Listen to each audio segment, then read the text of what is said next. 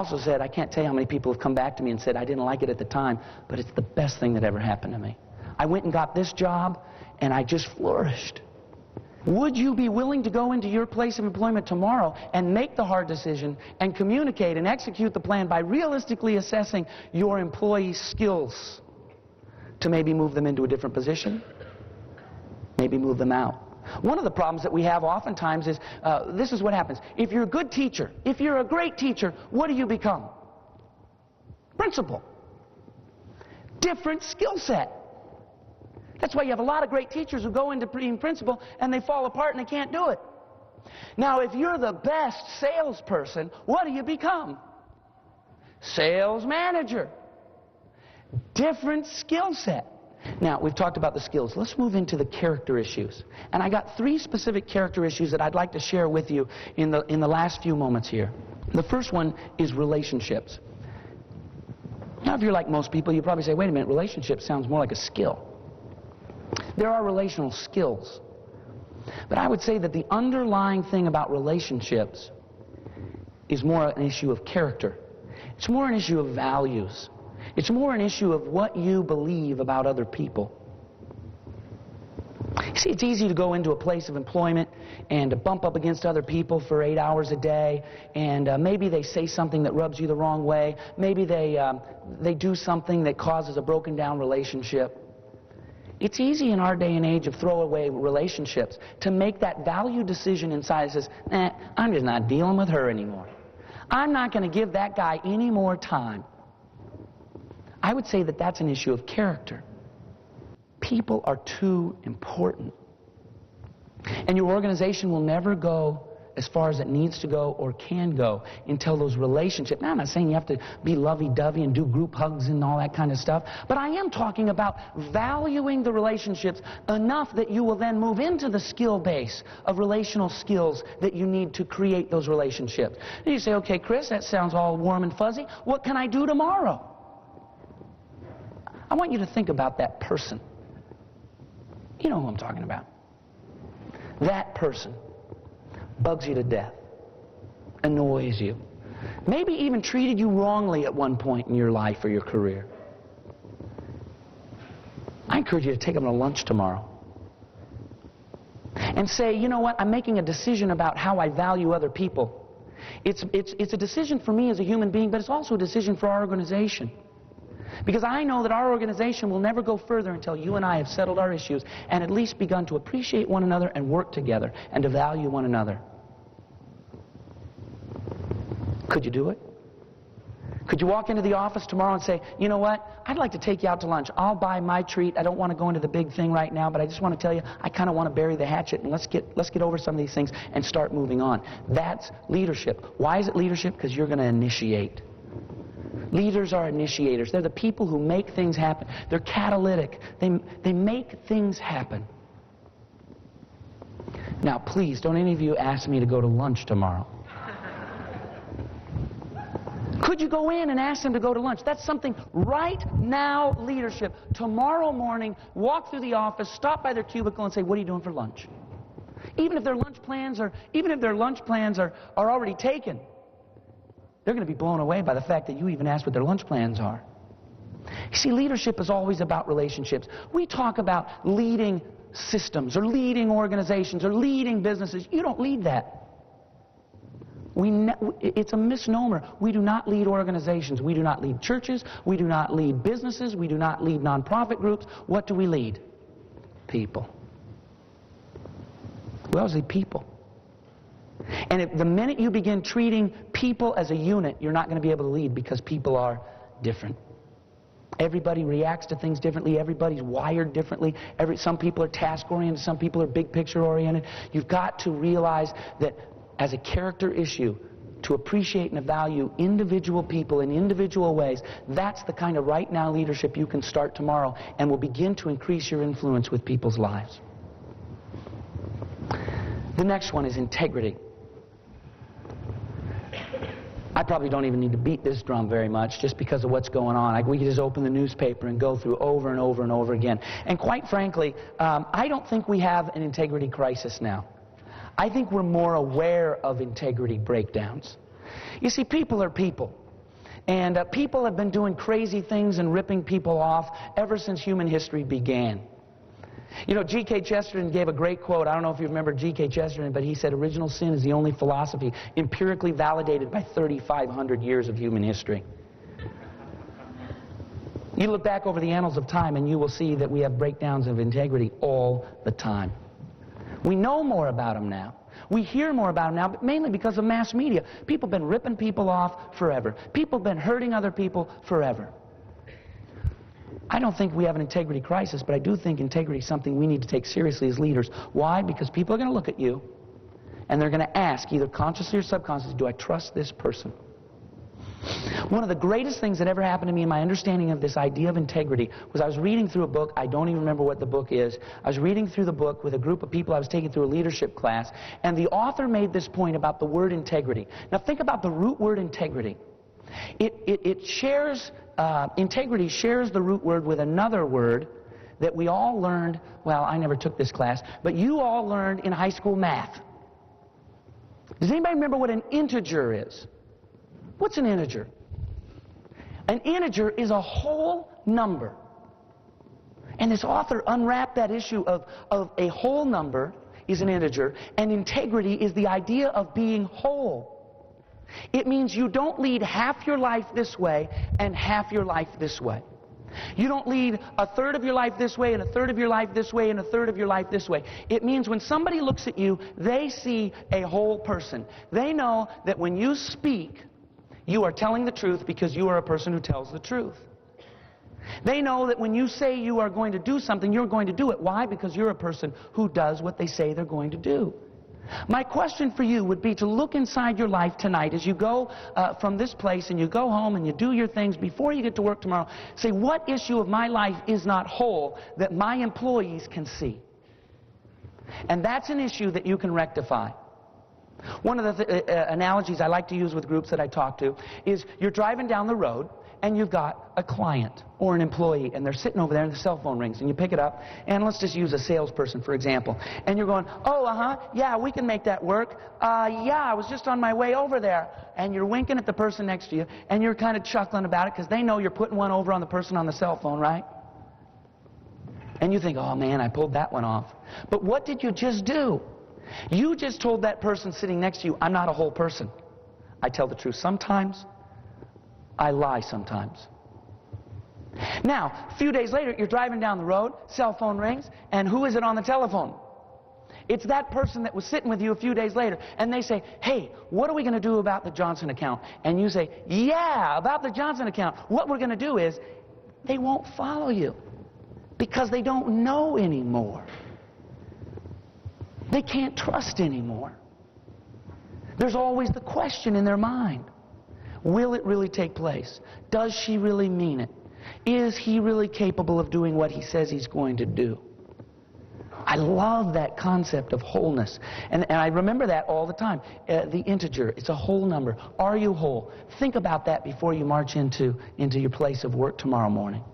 What issue do I need to make whole? Maybe there's somebody that you've lied to in your place of employment. You want to break down communication. You want to break down relationships. You want to break down the execution of a plan. You want to break down the forward movement of your organization. Just lie to somebody. Maybe what you need to do is go in there tomorrow and say, I need to make things whole. Hey, let's go to lunch. And maybe you can kill two birds with one stone. You're going to take him to lunch because you never liked him anyway, which is the reason you lied to him in the first place. You're going to say, I lied to you, we need to settle this, and I'm going to take you to lunch and I'm going to buy because we need to develop our relationship a little bit. Why? So that we can become better people so our organization can move forward. And the last one, it's humility. You want to be a better leader. I want to talk to you about humility. I'm going to tell you the recent story first. I went down, I guess it was in April, we were on vacation in Florida, and I took my son to a Maximum Impact event that John put on down in Atlanta. He had two other speakers. He had Lou Holtz, and I don't know if you ever heard a speaker, but I'll tell you what, I'd never heard him speak before. He came on the stage, and I initially I thought, oh boy, this is going to be interesting, you know. And after an hour, I said, man, he is one of the top 3 speakers I've ever heard. Tremendous speaker. The other speaker was a guy named Dennis Waitley. Dennis Waitley wrote a book called Psychology of Winning, sold $100 million worth of books and tapes in the 1980s. Now, I called Kevin Small, the president of Enjoy, and I said, hey, I want to come up there. I want to bring my son up there. And I'll tell you what, I'm putting on this conference in September. I just want to work. That's all I want to do. I just want to work. I just want to show up. I'll do whatever grunt work you want me to do. He said, good, I need somebody to schmooze Dennis Waitley. So he said, would you mind just schmoozing Dennis Waitley? I said, fine. Give me a car. I'll drive him around. I'll do whatever, you know. And that was my job. Dennis didn't know me from a hole in the ground. And we showed up and we picked him up at the hotel. And for 3 days, we drove Dennis Waitley around. Now, the first thing I told my son's 12 years old, and I had him read Seeds of Greatness before we went on there. I mean, think about that. Well, actually, at the time he was 11, and I forced him through Seeds of Greatness before we went, which is another book that Dennis Waitley wrote. And we got there, and I said, now, Christopher, you got to realize that Mr. Waitley does this about 150 times a year, and so don't be surprised, because you know how kids are. I mean, they just chatterbox, right? You know, especially because I'd given him all this fodder by reading his book in the first thing, and I thought, oh, maybe I've gotten myself into trouble. And I said, you know, just don't be surprised if there's an issue, you know, if he's kind of you know, separates himself from us, because he's a different day, a different driver, a different person every day. Now, one of the stories that he tells in Seeds of Greatness is when he was in the Air Force or whatever military branch he was in, he was a pilot, and they trained them by sending them down into that dunk tank, right, where they drive you down into the pool and they flip you over, and we're just pulling in, and he was on his way somewhere. We were dropping him off to go somewhere, and Christopher, just as we pull into the driveway of the hotel, Christopher starts into this whole thing about, tell me all about that dunk tank thing where you drive in there. We literally pulled up just as he was asking the question. I got out of the car. I moved around to the other side of the car. I was just playing limo driver, right? And I opened the door for him, and I sat there. And I sat there, and I sat there, and I sat there, waiting. Because Dennis Waitley took the time to make the difference in the life of a child. And I thought, what a tremendous, powerful sign of humility. I mean, a guy like Dennis Waitley could come and go and get in and get out and, yeah, nice to meet you, sign the autograph as he's walking and doing his thing. And I thought, that is really powerful to me. Not only to me, it makes a great story for me, but it makes a great impact on my son. It's a thing he'll remember for the rest of his life. I told him, I know this doesn't mean a big deal to you, but it's a big deal to spend 3 days with Dennis Waitley. You're going to remember this the rest of your life. The next story, and the one that I'd like to close with before I wrap up for us, happened to me when I was 11 years old. When I was 11 years old, I got the best job of my life. When I was 11 years old, I got a job that was better than the job I have right now, and I love to do what I do right now. This job was way better than that. When I was 11 years old, I came home one day. I'll never forget, as long as I live, I came home and my mom had a door on a sign on the door that said, welcome to the home of the newest ball boy for the Seattle Supersonics.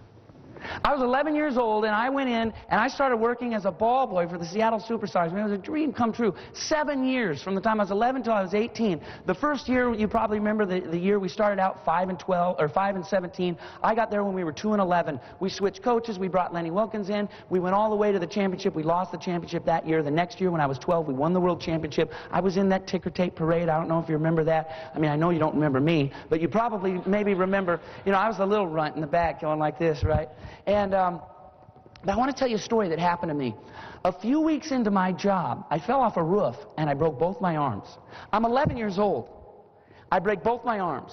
And you know how they set your arms, right? You know, cast up to here. And I come walking in for work one day.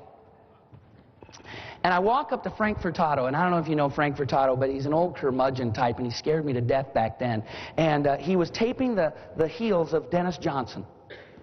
And Dennis Johnson, you know, they both just laughed. They said, what happened to you? Well, I fell off a roof and I broke my arms. And I said, can I keep my job? And Frank Furtado says, you can keep your job if you can do your job. And I'm like, okay, what's my job? And I remembered that one of my first jobs I did every time I went there was to do those big orange canisters of Gatorade and to take them from the locker room to the basketball court. In the Coliseum, which is now Key Arena, that's about 500 yards. So I go in there, and I get these orange things, and I unscrew the lids, and then I rip open the thing, and I pour the stuff in there, and I put the hose in, and then I stir it like this, and I screw the lid on. I do that with 2 of them. And then I get them by the pinkies, and I'm carrying them, dragging them through the Sonics locker room. And as I'm dragging them through, Dennis Johnson says to me, hey, when you get those outside the door, wait for me. I'm going out to shoot for a minute. Because they go out and they shoot, and then they come back, have a team meeting, and then they go out and shoot as a team. And I went, okay. I mean, I'm the follower, right? You just do what you do. You do what you're told. So I go outside and I sit down on the canisters. Pretty soon DJ comes out and he hands me the ball and he picks up those canisters. Now about the first 200 yards we're in a tunnel.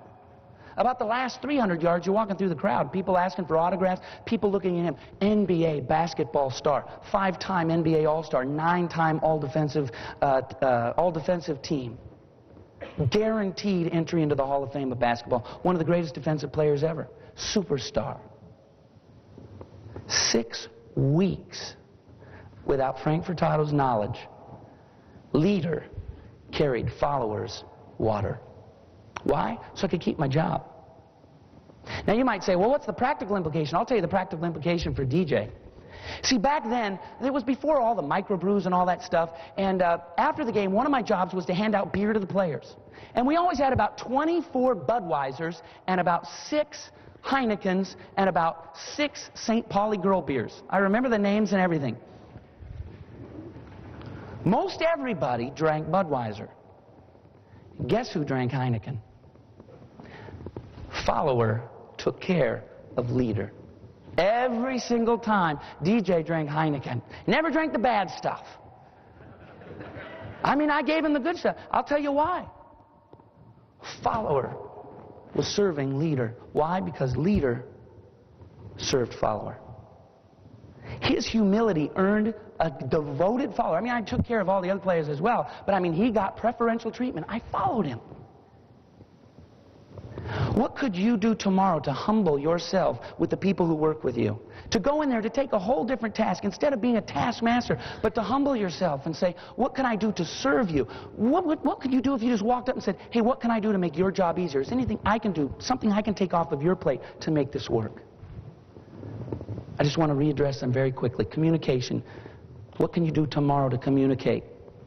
Make the hard decision. What hard decision do you need to make? Execution. What first step can you do tomorrow to execute the plan? Realistically assess. Maybe it just means taking the legal pad, going through the people, listing out the strengths, listing out the weaknesses, listing out are they in position or out of position. Valuing the relationships of the people in your organization. Taking a look at the wholeness of your integrity and saying, I will make this decision about who I am as a person in my areas of integrity. And what can you do to serve those who follow you and in turn gain even more devoted following? These are the things that will make you the kind of person who doesn't just have one or the other, but you have skills that are tremendous. You'll have character that is tremendous. In doing so, you will garner people's devotion and following, and you will indeed become an extraordinary leader. Thank you.